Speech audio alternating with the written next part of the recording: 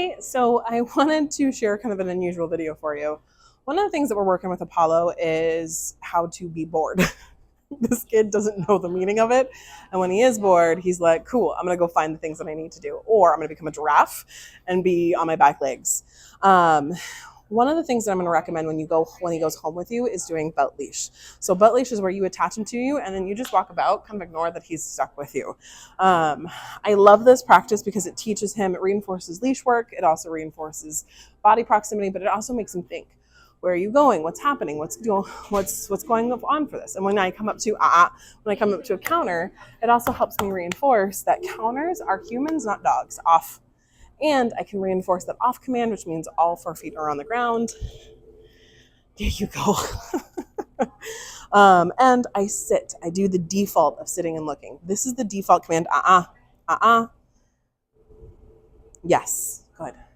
The default to get my attention is sit and look. The default for what are we going to do next is sitting and looking. If we're going to go through a doorway, it's sitting and looking. But it's also, I'm bored, I'm looking at me, what's happening.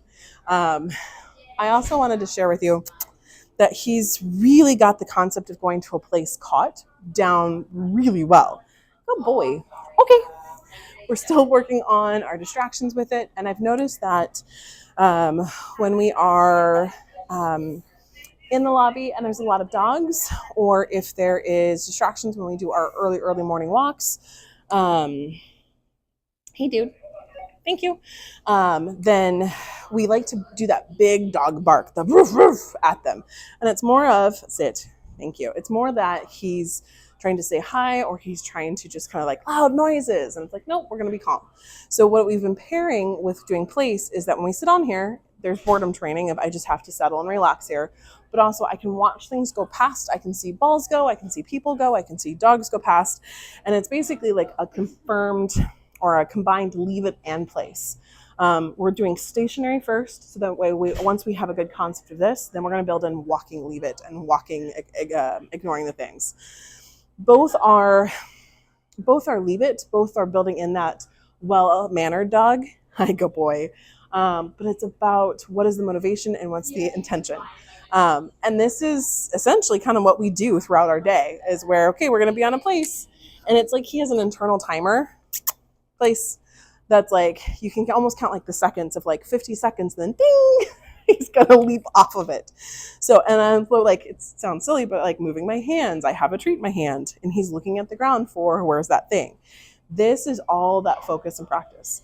Again, when you go home, there's a few things of integration that we'll talk about and get you comfortable with, that will help reinforce it, but also where you can have fun with this. Place and leave it are the 2 commands that I say have fun torturing your dog in a healthy, positive way, which I know, not what you normally assume with training, and I don't want you to torture your dog, but what it is it's building up games and associations between the 2 of you that are fun. It's fun when you're like, okay, we're going to do a place command. He goes on the place cot, place, and then can you do, you're taking the dishes out of the dishwasher, sit, place. You're taking the dishes out of the dishwasher and putting them up. So it's, can I, bend down and grab something or imaginary something, sit, place. Can I do one hand, yes, good boy, yes, good boy, place, sit. Good. Can you do one thing like this? Can you do like exercises? I have some people that will do yoga or weightlifting and have their dog on that place cot, because then they get used to, I just have to wait here until the time is done. But I wanted to kind of send you a quick update on some stuff that we'll talk about when we integrate him at home, and also how well he's doing with this. He's picked this up really fast. It's just now building it out. I also introduced him in the daycare yard to see if I get to say hi and play with dogs. It helps with some of that barking.